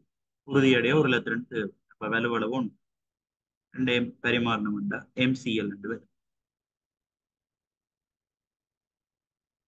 அடுத்த 22வது கேள்வியை பாருங்க. 22 கிராம் கார்பனீரோக்சைட், சாரி 29வது கேள்வி. 22 கிராம் கார்பனீரோக்சைட் வாயுவில் உள்ள அணுக்களின் எண்ணிக்கை சொற்கள வடிவா கவனிக்கணும். ரைட். காபனீரொட்சைடுன்றது ஒரு சேர்வை. சேர்வையில் இருக்கிறத மூலக்கூறுகள்னு சொல்லுவோம். மூலக்கூறுல இருக்கிறதான் அணுக்கள். இப்ப எந்த ஒரு மூலகத்தின்டையும் அல்லது சேர்வையின்டையும் சார் மூலக்கூற்று திணிவை அல்லது சாரண திணிவை கிராமில் அளந்தெடுத்தா அதில் இருக்கக்கூடிய அணுக்கள் அல்லது மூலக்கூறுகளின் எண்ணிக்கை மாறாது. 6.02 தர 1023 காணப்படும். அதைத்தான் நாங்கள் அவகாத்ரோ மாறிலின்னு சொல்றோம். காபனீரொட்சைட்டினுடைய சார் மூலக்கூறு திணிவை கணிச்சோம்னு சொன்னா CO2 என்றவுடைய காபனுக்கு 12, ஒட்சனுக்கு 16. இங்க 2 ஒட்சன் இருக்க போது அப்ப 2ஆல பிரிக்க வேணும். 16 32, 32ஓட 12 கூட்டினா 44 வரும். அப்ப 44 கிராம் காபனீரொட்சைட்டில் 6.02 தர 1023 எண்ணிக்கையான மூலக்கூறுகள் காணப்படும். இங்க கேட்டது 22 கிராம் காபனீரொட்சைட் வாயுவில் உள்ள அணுக்களின் எண்ணிக்கை தான் கேட்டது. மூலக்கூறுகள் கேட்கல, அணுக்கள் தான் கேட்டது. சரி, அப்ப 44 கிராம் இல்லை 6.02 தர 1023 எண்ணிக்கையான மூலக்கூறுகள் காணப்படும். இங்க எவ்வளவுல காணும் நாங்கள் 22 கிராம் காபனீரொட்சைட்டில் உள்ள அணுக்களின் எண்ணிக்கை. அப்ப இதை 22ஆல பெருக்கினோம் என்று சொன்னால் எங்களுக்கு 22 கிராமில் இருக்கக்கூடிய காபனீரொட்சைட் மூலக்கூறுகள் எண்ணிக்கை கிடைக்கும். ஆனா எங்களுக்கு கேள்வி அங்க இருக்கிற அணுக்கள் எண்ணிக்கை எவ்வளவுதான் கேள்வி. ஒரு மூலக்கூறுல எவ்வளவு அணுக்கள் இருக்கு? ஒரு காபனும் 10 ஒட்சனும் இருக்கு. அப்ப மொத்தம் 3. அப்ப இந்த பெருமானத்தை 3ஆல என்ன செய்ய வேண்டும்? பெருக்க வேண்டும். சுருக்கினா 22ஆல பிரிக்கினா 10 வரும். 6.02 தர 1023 தர 3 கீழ் 10 வரும். அப்படி ஒரு விடை இதுல தரப்படையில. ஆகவே இந்த கேள்விக்கு அந்த முறை ஓப்பன் கொடுக்கப்பட்டது. சரி, இதான் செய்க முறை. ரைட். 30வது ஒரு குறித்த மூலகத்தின் 3 இயல்புகள் கீழே தரப்பட்டுள்ளன. ஒன்று பாருங்க, பளிங்குகளாகவும் பளிங்குருவற்றும் உள்ளன. இரண்டாவது, நீரில் கரையாது அதேவேளை காபனீர் சல்பைட் என்ற கரைப்பான்ல மிகவும் கரைகின்றது. வழியில நீலச்சுவாலியுடன் எரிகின்றது. அப்ப இதை வச்சுக்கொண்டே தீர்மானிக்கலாம் பொருத்தமான மூலகம் கந்தகம். கந்தகத்துல 2 பிரதிருப்பங்கள் இருக்கு. பளிங்குருவானது பளிங்குருவற்றது. மற்ற நீரில கரையாது, ஆனா காபனீர் சல்பைட் என்ற கரைப்பான்ல கரை. வழியில் எரிக்கைக்குள்ள நீல நிற சுவாலியோட எரியும். ஆகவே பொருத்தமான விட 4வது.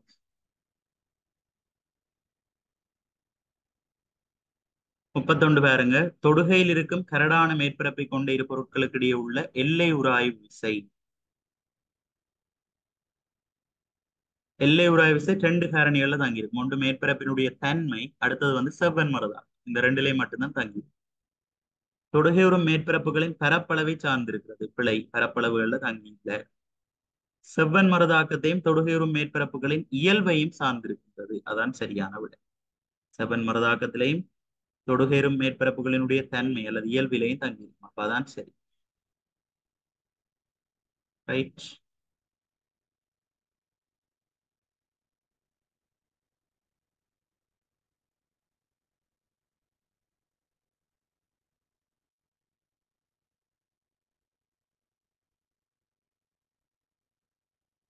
சரியா, தொடைய பிறப்புகளின் இயல்பிலையும் செவ்வன் மரதாக்கத்திலையும் தான் இது தங்கியிருக்கு.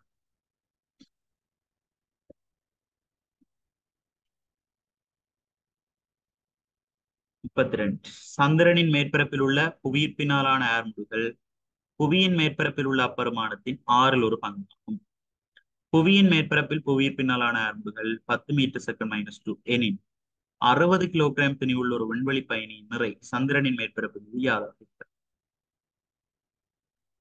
சரியா, நிறை காண்றதுக்கு திணிவை புவியீர்ப்பு ஆர்முடுகளால பெருக்க வேணும். புவியில ஒரு ஆளுடைய திணிவு 60 கிலோகிராம். சந்திரன்லயும் அவற்ற திணிவு மாறாது, 60 தான் இருக்கு. புவியில ஈர்ப்பு ஆர்முடல் 10 மீட்டர்/s-2. அதே போல சந்திரன்ல அந்த பிரமாணத்தின் 1/6, அதாவது 10 6ஆல பிரிச்சு அவ்வளவு வருதோ அதான் சந்திரன்ல ஈர்ப்பு ஆர்முடல். அப்ப இங்க நாங்கள் ஜிக்கு பதிலாக ஈர்ப்பு ஆர்முடலுக்கு பதிலாக என்னத்தை போட வேணும்? 10/6 போட வேணும். ஏன்? புவியீர்ப்பு ஆர்முடல் மாதிரி சந்திரன்ல அதன் 1/6 இல்லை. 6 பிரிக்க சுருக்கினமண்டா 6 10 60 510 100 வரும். அதாவது சந்திரன்ல நிறை 100 நியூட்டன் வரும். 3வது விடை கொடுத்து. 33, 10 மூல்கள் நீரில் சோடியம் ஹைட்ரோக்சைட்டின் 2 மூல்களை கரைக்கும் போது கிடைக்கும் கரைசலில் சோடியம் ஹைட்ரோக்சைட்டின் மூல் மூல் பின்னம் கேட்டா கரைசல் மொத்தம் மூலின் மேல் கரையத்தின் மூல். கரைசல் மொத்த மூல் எவ்வளவு? 10 மூல்கள் நீர்ல 2 மூல் சோடியம் ஹைட்ராக்சைடை கரைக்கிறோம். அப்போ மொத்த மூல் 12. அதுல சோடியம் ஹைட்ராக்சைடு மூல் எவ்வளவு? 2. சுருக்கினால் ஈரொண்டு 2, ஈராறு 12, ஆறில் ஒன்று 2 பேர்.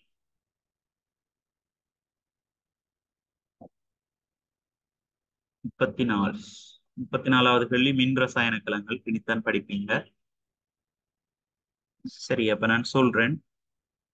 மின் ரசாயன கலம் தொடர்பாக எழுதப்பட்ட கூற்று பொய்யானது. ஒரு மின் ரசாயன கலத்தை பொறுத்த வரைக்கும்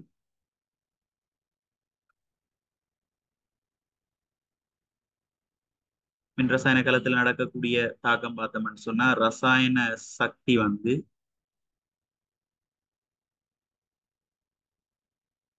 மின் சக்தியாக மாற்றம். விளங்காட்டி அங்கால விட்டுட்டு போங்க பிள்ளைகள். இதை நீங்கள் படிச்சு போட்டு இந்த பாடத்தை படிச்சுட்டு பாக்குறதுதான் உங்களுக்கு யோசனமா இருக்கும் இந்த கேள்வியை பொறுத்தவரை. பொன்னர் பிளான் வெறும் பாதக செயல் ஐயா ஈழத் தமிழர் இலங்கை நாட்டில் அல்லலுறும்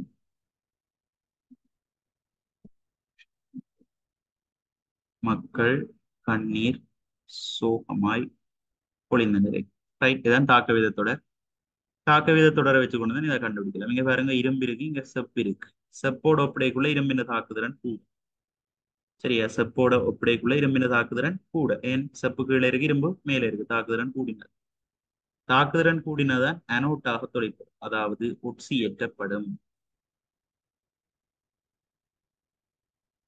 இரும்பு ஒட்சியேற்றப்பட்டால் இரும்பணு இலத்திரன வெளிவிட்டு Fe2+ அயனாக மாறும். இப்ப வெளியேற இலத்திரங்கள் புறச்சுற்றின் ஊடாக எங்க போகும்? செப்புத்தேட்டை நோக்கி போகும். செப்புத்தேட்டு கண் மேல தாழ்த்தல் நடக்கும். தாழ்த்தல் நடக்கிற மின்வாயை கதோட்டன் சொல்லுவோம். இங்க மின்பாவு பொருள் ஐதான சல்பூரிக்கம். அப்ப கரைசல் H+, SO4 2-, நீரண்டு அயனாக்கும் காரணமா உருவாகிற OH-, இதுகள் எல்லாம் இருக்கு. இங்க இலத்திரன் வந்து மறையேற்றம். இப்ப அதை வந்து ஒரு நேர அயன் தான் போய் ஏற்க வரும். கரைசல்ல இருக்கக்கூடிய H+ அயன் இலத்திரனை ஏற்ப, இலத்திரனை ஏற்று H2 கேஸ் ஆக வருவார். அப்ப இந்த தேர்டு கண் மேல வாய்க்கு மொழிகள் உருவாறதை நாங்க பார்க்கலாம். இரும்பு தேர்டு வந்து கரையிறத பார்க்கலாம். சரி, அப்ப இதுல கேள்வி வந்து பொய்யானது. இரும்பு தேர்டு அனௌட்டாக தொழிற்படுது, அது சரி. தாக்குதிறன் கூடண்டபடியே அதான் அனௌட்டாக தொழிற்படும், அது சரி. செப்பு தேர்டுக்கு கிட்ட ஒரு தாழ்த்தும் தாக்கம் நடைபெறுது, அதுவும் சரி. இங்க ஒட்சியேட்டம் வந்தா அங்க தாழ்த்தல். இரும்பு தேர்டுக்கு கிட்ட வாய்க்குமொழிகள் விரைவாக வெளியேறுகின்றன, பிழை. எங்க வாய்க்குமொழிகள் வெறும் செப்பு கண் மேலதான் வாய்க்குமொழிகள் வெறும். அப்ப இதான் பொய்யான கூற்று.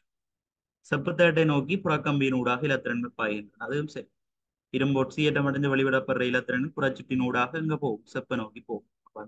அந்த கூற்றும் சரி. இதுல பொய்யானது வந்து மூன்றாவது.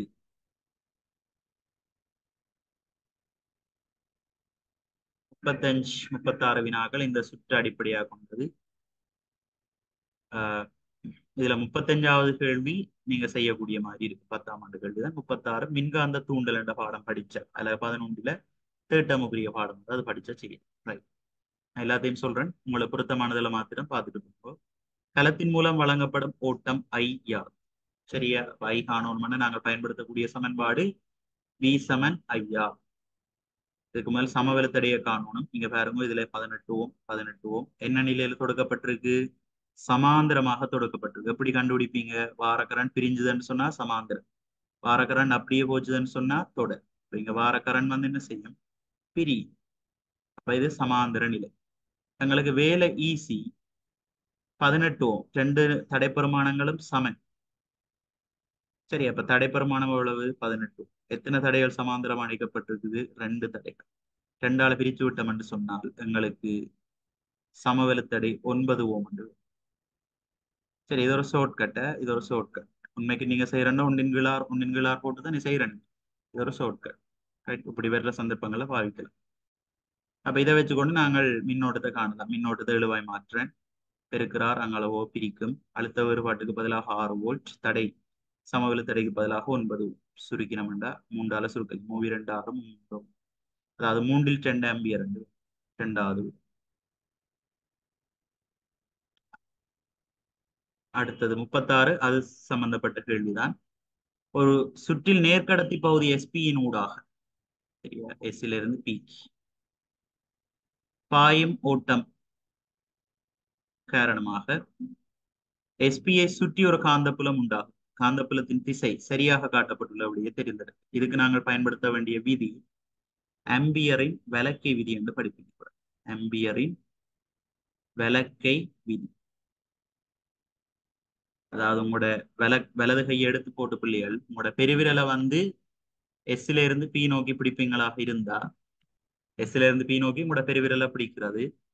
மிச்ச விரல்களை அந்த கம்பியை பிடிக்கிறதா கற்பனை பண்ணுங்க. எஸ்பி என்ற கம்பி இருக்கு தானே, அந்த கம்பியை பிடிக்கிறதா கற்பனை பண்ணுங்க. உங்களோட பெருவிரல் எஸ்ல இருந்து பிய நோக்கி இருக்கும். ஏன்னா மின்னோட்டம் அங்க பாயுது, எஸ்ல இருந்து பிய நோக்கி தானே பாயுது. அப்ப இருக்கணும். ஏனைய விரல்கள் காட்டுற திசையில காந்தப்புலத்தினுடைய திசை அமையும். இப்படி நீங்கள் பிடிச்சீங்கண்டா, இதுல பெருவிரலை வச்சு இப்படி சுத்தினீங்கண்டா ஏனைய விரல்கள் என்ன திசையை காட்டும்? வலஞ்சுழி திசையை காட்டும். வலஞ்சுழி திசையை காட்டும். ரைட். இப்படி பெருவிரலை வச்சு பிடிச்சா என்ன? வலது கை வலஞ்சுழியை காட்டும். எனவே பொருத்தமான விட 4. மின்னோட்டம் எஸ்ல இருந்து பி நோக்கி போகுது. ஏனைய கைவிரல்களை காட்டுறது காந்தப்புலத்தினுடைய திசை. அது வந்து 4வது விடியாக இருக்கு.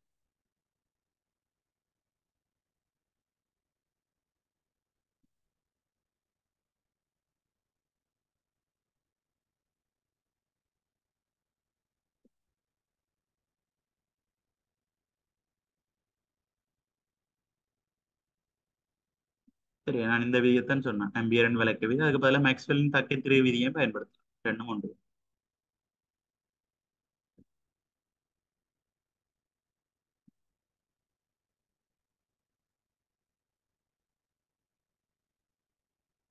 37. உருவில் காணப்படுகின்றவாறு ஒரு ஒப்பமான கிடைமேற்பரப்பு மீது வைக்கப்பட்டுள்ள ஒரு பொருளை கருதுக. ஏ மீது 15 நியூட்டன் எக்ஸ் நியூட்டன் என்று 2 கிடை விசைகள் தொழிற்படுதாம்.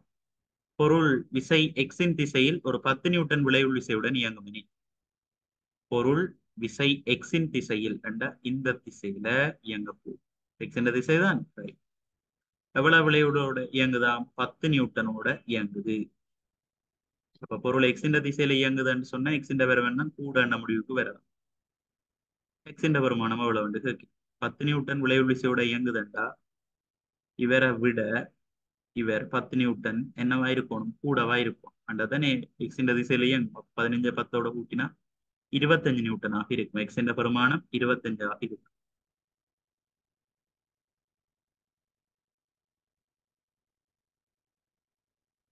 38. குறித்த தானத்திலிருந்து ஒரு நேர்கோட்டு பாதை வழியே ஒரு பிள்ளையின் இயக்கம் பற்றி கீழே தரப்பட்டுள்ள தரவுகளை கருது. இது ஒரு நேர்கோட்டு இயக்கம். நீங்க செய்யலாம் 10ஆம் ஆண்டு பாடம். தரப்பட்ட நேரத்தில் பிள்ளையின் இயக்கம் பற்றிய கீழே குறிப்பிடப்பட்ட கூற்று பொய்யானது. பொய்யான கூற்று. பாருங்க, இடப்பெயர்ச்சி நேர வரைவு. இடப்பெயர்ச்சி நேர வரைவினுடைய படித்திறன் வந்து எங்களுக்கு வேகத்தை தரும். அதை வச்சுக்கொண்டு பார்ப்போம். முதல் 3 செகண்ட்களில் பிள்ளை ஒரு சீரான வேகத்துடன் இயங்கிவிட்டது. முதல் 3 செகண்ட் பாருங்கோ. முதலாவது செகண்ட் 2 மீட்டர் பெர் செகண்ட், ரெண்டாவதுலையும் 2 மீட்டர் பெர் செகண்ட், மூன்றாவதுலையும் 6 பிரியுங்கோ 2 மீட்டர் பெர் செகண்ட். அப்போ ஒரு சீரான வேகத்தோட இயங்கி இருக்குது. அந்த கூற்று சரி. பிள்ளை ஓய்வில் இருந்த மொத்த நேரம் 5 செகண்ட்கள் ஆகும். பாருங்க, நேரம் போய்கொண்டிருக்கணும், ஆனா இடப்பெயர்ச்சி மாறாதுதான் ஓய்வு என்று சொல்றோம். சரி, எங்க இவ்வளவு ஓய்வில் இருந்திருக்கு பிள்ளை. எவ்வளவு நேரம்? 3 தொடக்கம் 4 1 செகண்ட், 4 தொடக்கம் 5 2 செகண்ட். அது மாதிரி இங்கேயும் ஓய்வில் இருந்திருக்கு பிள்ளை 6ல இருந்து 7 வரைக்கும் 1 செகண்ட். இப்ப மொத்தம் இந்த 1 செகண்ட். அப்ப மொத்தம் 3 செகண்ட்கள் பிள்ளை ஓய்வில் இருந்து 5 செகண்ட் தான். மொத்தம் 3 செகண்ட் தான் பிள்ளை ஓய்வில் இருந்திருக்கு. அப்ப இதான் வெளியான கூற்று. பிள்ளை மறுபடியும் தொடக்க தானத்துக்கு வந்துள்ளது. அது சரி. ஆரம்ப தானம் பாருங்க 0, இறுதி தானம் 0. அப்ப என்ன இருக்கு? தொடக்க தானத்துக்கு திருப்ப வந்திருக்கு. இடப்பெயர்ச்சி 0 என்ன இருக்கு? தொடக்க தானத்துக்கு பிள்ளை வந்திருக்கு. அதான் இடப்பெயர்ச்சி 0. பிள்ளை இயங்கிய மொத்த தூரம் 16 மீட்டரா. சரி, முதல் 8 செகண்ட்கள். ரைட். முதல் 6 செகண்ட்கள் 7 செகண்ட்கள் வரைக்கும் பாத்தீங்கன்னா 8 மீட்டர் தூரம் பிள்ளை பயணிச்சிருக்குது. அதுக்கு பிறகு தொடக்க தானத்துக்கே வந்திருக்கு. அப்ப திருப்ப 8 மீட்டர் தூரம் பயணிச்சா தான் நீ தொடக்க தானத்துக்கு வரணும். 8 மட்டும் 16 மீட்டர் சென்ற மொத்த தூரம் என்றா 16 மீட்டர். அதுவும் சரி. சரி, அப்ப பொருத்தமான விட இதுல பொய்யான கூற்று 2. சரியா பிள்ளை? மொத்தம் ஓய்வில் இருந்த நேரம் 3 செகண்ட். ஆனா இங்க 5 செகண்ட் தான் இருக்கு. நம்ம அதான் பொய்யான கூற்று. 39. மின்காந்த தூண்டலை செய்து காட்டுவதற்கு பயன்படுத்தப்பட்ட ஒரு ஒழுங்கமைப்பின் குரு இங்கு காணப்படுகிறது. பின்வரும் எச்சந்தர்ப்பத்தில் கல்வனோமானி திரும்பல் ஏற்படுவதில்லை. மின்காந்த தூண்டல் தத்துவம் என்றா என்னன்னு தெரிஞ்சிருக்க வேணும். இதுவும் மின்காந்த தூண்டல் என்ற பாடத்துல அதுல 15ல படிப்பீங்க.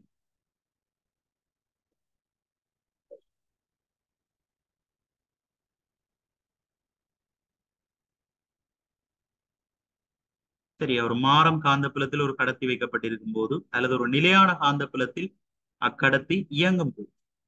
ஒரு மாறம் காந்தப்புலத்தில் ஒரு கடத்தி வைக்கப்பட்டிருக்க வேண்டும், அல்லது ஒரு நிலையான காந்தப்புலத்துல கடத்தி என்ன செய்யணும்? இயங்கணும், அசைக்கப்படும். அப்ப கடத்தின முனைகளுக்கு இடையில ஒரு மின்னியக்க விசை உருவாகும். அதைத்தான் மின்காந்த தூண்டல் என்று சொல்றோம். ரைட். பாருங்க, சுருளை ஓய்வில் வைத்துக் கொண்டு காந்தத்தை சுருளை நோக்கி அசைக்கும் போது இங்க சுருள் ஓய்வில் இருக்குது, காந்தம் அசைக்கப்படுது. ஆகவே அங்க ஒரு மின்னியக்க விசை தூண்டப்படும். சுருள் காந்தமாகி இரண்டையும் ஓய்வில் வைத்திருக்கும் போது, ரெண்டுமே ஓய்வில் இருந்ததுன்னு சொன்னா மின்னியக்க விசை தூண்டப்படுமா? இல்ல. இப்ப கல்வனோமானி திரும்பல காட்டுமா? காட்டா. ரெண்டாவது பொருத்தமான விட. மூன்றாவது, சுருளை ஓய்வில் வைத்துக் கொண்டு காந்தத்தை சுருளிலிருந்து அப்பால் அசைக்கும் போது இங்கேயும் காந்தம் இயங்குது. ஆகவே மின்னியக்க விசை தூண்டப்படும். காந்தத்தை ஓய்வில் வைத்துக் கொண்டு சுருளை காந்தத்திலிருந்து அப்பால் அசைக்கும் போது காந்தத்தை ஓய்வில் வச்சுக்கொண்டு கடத்தி இயங்கைக்குள்ளேயும் மின்காந்த மின்னியக்க விசை உருவாகும். அதுவும் சரி. அப்ப இங்க எங்க ஏற்படாதுன்னா ரெண்டுமே ஓய்வில் இருக்கைக்குள்ளதான் மின்காந்த விசை உண்டு, மின்காந்த மின்னியக்க விசை உண்டு தூண்டப்படாது. பொருத்தமான விட 2 ஆகும். 40வது இறுதி கேள்விக்கு வந்துட்டேன். குருநாகல் நகரத்தில் வதியும் அனில், ஜெகத், சுஜித், நாமல் ஆகியோர் ஒரு குறித்த தினத்தில் உட்கொண்ட காலை உணவு பின்வரும் அட்டவணையில் காட்டப்பட்டுள்ளது. ரைட். அட்டவணையை பார். மேற்குறித்த உணவுகளுக்காக அரிசியும் தேங்காயும் குருநாகல் பிரதேசத்தில் இருந்து. அரிசி தேங்காய் எங்கிருந்து வருது? குருநாகல் இருந்து வருது. உருளைக்கிழங்கு நுவரேலியாவிலிருந்து வருது. அரிசிமா பொலனறுவையிலிருந்து வருது. மீன் நீர்குழம்பு பிரதேசத்திலிருந்து வருது. பருப்பு இந்தியாவிலிருந்து, கோதுமமா அமெரிக்காவிலிருந்து வருது. இவற்றுள் குறைந்த உணவு மைல் கொண்ட உணவை எடுப்பவர் யார்? உணவு மைல் என்ற விஷயம் எல்லாம் நீங்க 15 படிப்பீங்க. உணவு மைல் என்றா ஒண்ணுமில்லை, உணவு உற்பத்தி செய்யப்படுகின்ற இடத்திலிருந்து நுகரப்படுகின்ற இடம் வரைக்கும் கொண்டு செல்லப்படுகின்ற தூரத்தை தான் உணவு மைல் என்று சொல்லுவோம். சரி, இங்க குருநாகல்ல இருக்கக்கூடிய ஒரு ஆளுக்குத்தான், குருநாகல்ல இருக்கக்கூடிய 4 பேருக்கு தான் சாப்பாடு கிடைக்குது. அப்ப குறைந்த உணவு மைல் என்று சொல்லிக்குள்ள உற்பத்தி செய்யப்படுற இடமும் கொண்டு செல்லப்படுகின்ற இடமும் இடத்துக்கு விடப்பட்ட அந்த தூரம் குறைவாக இருக்கவும். சரி, அணில் பாருங்க, சோறு. சோறுக்கு தேவை அரிசி. அரிசி குருநாகல்ல இருந்து அவருக்கு கிடைக்கும். பருப்பு இந்தியாவிலிருந்து கிடைக்கும். தேங்காய் என்று சொல்லிக்க அதுவும் குருநாகல்ல இருந்து கிடைக்கும். ஜெகத் இடியப்பம் அரிசி மாவால தயாரிக்கப்பட்டது. அரிசி மா எங்க இருந்து கிடைக்குது? புலனறுவையில இருந்து கிடைக்கும். பருப்பு இந்தியா. அது மாதிரி மீன்கறி நீர்க்குழம்பு.